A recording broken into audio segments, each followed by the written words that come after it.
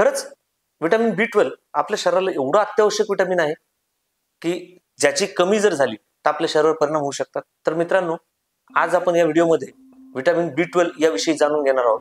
तर नमस्कार, मी डॉक्टर महावीर गांधी. मी आपणा सर्वांचे स्वागत करतो माझ्या YouTube चॅनल वैद्यकीय वार्तामध्ये. मित्रांनो, विटामिन B12 म्हणजे हे जे जीवनसत्व आहे याचं एक रासायनिक नाव म्हणजे मिथाइल कोबालामाइन किंवा याला कोबालामाइन पण म्हटलं जातं. तर हे जे विटामिन आहे हे आपल्या शरीरामध्ये खूप अत्यावश्यक विटामिन आहे. जसं की बाकीचे विटामिन आहेत तसंच हे देखील विटामिन आपल्या शरीरामध्ये खूप आवश्यक आहे. तर हे विटामिन जे आहे हे एक वॉटर सोल्युबल आहे. हे आपल्याला आपल्या जेवणामधून मिळतं, जे अन्न आहे. आणि स्पेशली हे मांसाहार जो आहे म्हणजे मीठ, फिश या गोष्टीमधून आपल्याला ते मिळतं. तर मित्रांनो, हे जे विटामिन आहे हे विटामिन आपल्या शरीरामध्ये काय कार्य करतं? तर याचं पहिलं कार्य म्हणजे आपलं DNA सिंथेसिस आहे. आपलं शरीर हे वेगवेगळ्या पेशींनी बनलेलं आहे आणि ह्या पेशी बनण्यासाठी DNA लागत असतो. आणि त्या DNA बनवण्याची जी प्रक्रिया आहे त्याच्यामध्ये विटामिन B12 चा सगळ्यात महत्त्वाचा रोल आहे. त्यानंतर आपल्या शरीरामध्ये ज्या लाल रक्तपेशी आहेत, लाल रक्तपेशी बनण्याच्या प्रक्रियेमध्ये देखील विटामिन B12 चा खूप महत्त्वाचा रोल आहे. त्याचबरोबर आपल्या शरीरामधलं अन्न पचन होण्यासाठी म्हणजे मेटाबॉलिझम होण्यासाठी देखील विटामिन B12 हे खूप मोठा रोल प्ले करतं. आणि सगळ्यात महत्त्वाची गोष्ट म्हणजे आपल्या मेंदूचं कार्य रेग्युलेट करण्यासाठी विटामिन B12 हे खूप महत्त्वाचं विटामिन आहे. म्हणजे आपण जर असं म्हटलं की विटामिन B12 हे आपल्या मेंदूचं टॉनिक आहे तर अवघड ठरणार नाही. तर मित्रांनो, हे विटामिन B12 जे आहे हे आपल्या शरीरामध्ये जी नॉर्मल रेंज असते ती 180 ते 920 ही नॉर्मल रेंज आहे. आणि हे जेव्हा आपल्या शरीरामध्ये 180 पेक्षा कमी व्हायला लागतं त्यावेळेस आपल्याला त्याचा त्रास जाणवू शकतो. तर हे कमी होण्याचे कारण काय आहेत? त्याचे कमी होण्याचं कारण, पहिलं कारण म्हणजे आपल्याला ते बाहेरून जे अन्नामधून मिळतं तर तिथून जर ते कमी प्रमाणात मिळालं, म्हणजे जसं की शाकाहारी लोक जे आहेत, शाकाहारी लोकांमध्ये विटामिन B12 ची कमी 100% जाणवते. कारण त्यांना फक्त जे विटामिन B12 मिळतं तर ते थोड्याफार प्रमाणामध्ये दूध किंवा दुधाच्या प्रोडक्ट मधून मिळतं. कारण विटामिन B12 हे सगळ्यात जास्त जे कंटेंट आहे ते मांसाहारामध्ये आहे, म्हणजे मीठ, फिश याच्यामध्ये त्याचं कंटेंट जास्त आहे. आणि दुधामध्ये थोड्याफार प्रमाणामध्ये आहे. तर दुधामधून जे काही मिळतं तर तेवढंच मग शाकाहारी लोकांना विटामिन B12 मिळतं. तर तुमच्या अन्नामध्ये जर विटामिन B12 कमी असेल, तुमच्या जेवणामध्ये, तुमच्या डाएटमध्ये जर विटामिन B12 कमी असेल तर तुमच्या शरीरामध्ये विटामिन B12 ची कमतरता होऊ शकते. याच्यानंतर दुसरं कारण जे आहे, दुसरं कारण विटामिन B12 ची कमी असण्याचं म्हणजे तुमच्या अन्नामध्ये विटामिन B12 तुम्ही खाताय पण तरी विटामिन B12 कमी होऊ शकतं. कारण का? तर तुमच्या अन्ननलिकेमधून ते ऍब्झॉर्ब करून, म्हणजे अन्ननलिकेमधून रक्तामध्ये शोषून घेतलं गेलं पाहिजे. जर ते माल ऍब्झॉर्प्शन होत असेल त्याचं तरी देखील विटामिन B12 ची कमी जाणवू शकते. त्याच्यानंतर तिसरं कारण आहे ते म्हणजे काही आजार, म्हणजे जसं की पर्निशियस ॲनिमिया नावाचा जो आजार आहे याच्यामध्ये देखील विटामिन B12 चं माल ऍब्झॉर्प्शन होतं. त्यानंतर चौथं कारण आहे की काही औषधं तुम्ही घेत असाल तर, म्हणजे जसं की बुवा तुम्ही पित्तासाठी पेंटाप्रझॉल, रॅबेप्रझॉल, ओमेप्रेझॉल, इस्मेप्रेझॉल, फॅमोटिडीन हे जर औषधं तुमचे जास्त घेण्यात येत असतील तरी सुद्धा विटामिन B12 चं ऍब्झॉर्प्शन जे होणार आहे ते ऍब्झॉर्प्शन प्रॉपरली होत नाही. त्याचबरोबर केमोथेरपीचे काही औषधं चालू असतील तरी सुद्धा तुमचं विटामिन B12 चं ऍब्झॉर्प्शन कमी होऊ शकतं. तर हे काही कारण आहेत की ज्याच्यामुळे तुमच्यामध्ये विटामिन B12 ची कमी जाणवू शकते. तर आपल्याला रोजचे विटामिन B12 ची गरज किती असते? तर साधारण एक नॉर्मल ऍडल्ट माणसाला ही 2.4 मायक्रोग्रॅम विटामिन B12 ची गरज असते. तुमच्या परिस्थितीनुसार, म्हणजे जसं प्रेग्नन्सीमध्ये ती वाढू शकते, ब्रेस्ट फिडिंग मध्ये त्याची गरज वाढू शकते, पण युजली 2.4 मायक्रोग्रॅम ही आपल्या रोजची गरज असते. त्यामुळं आपल्या रोजच्या आहारामध्ये विटामिन B12 असणं आवश्यक आहे. तर विटामिन B12 जर आपल्या शरीरामध्ये कमी झालं तर कुठले कुठले लक्षणं जाणू शकतात? तर याच्यातलं पहिलं लक्षण म्हणजे वीकनेस किंवा मेंटल फटीग. जसं की मी तुम्हाला सांगितलं की विटामिन B12 हे आपल्या मेंदूचं टॉनिक आहे.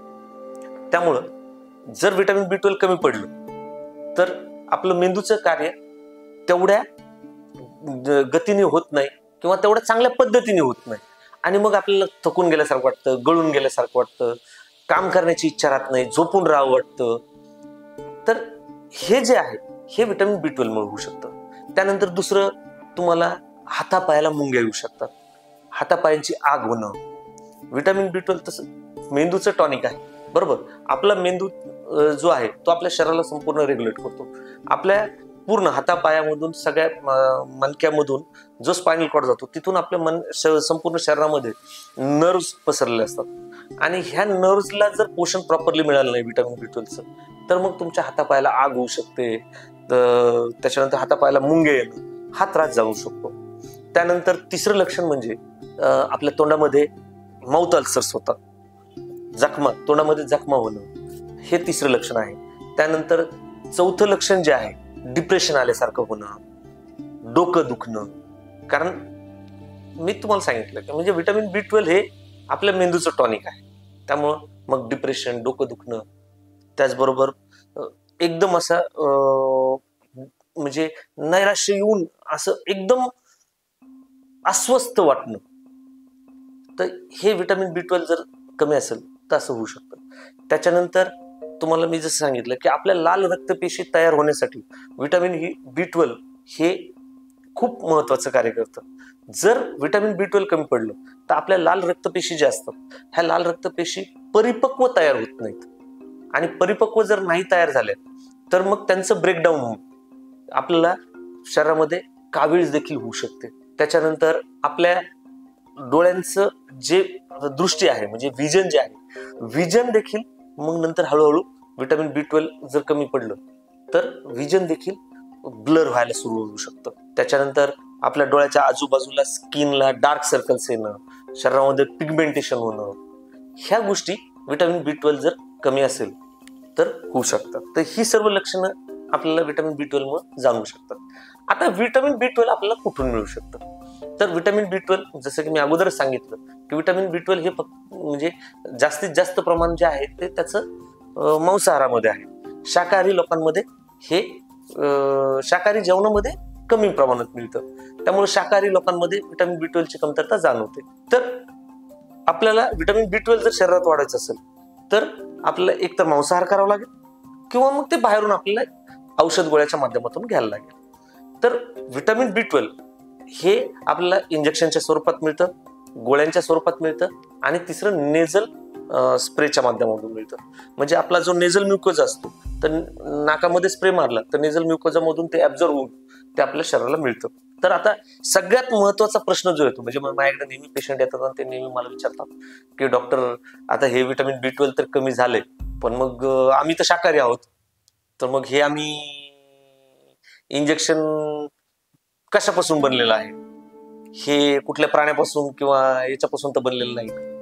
तर मी तुम्हाला 100% ग्वाही देतो की व्हिटॅमिन B12 जे इंजेक्शन असेल किंवा नेझल स्प्रे असेल किंवा गोळ्या असतील हे कम्प्लीट केमिकल कंपोजिशन आहे. हे कुठल्याही प्राण्यापासून बनवलेलं नाही, काही नाही, हे प्रयोगशाळेमध्ये बनवलं जातं.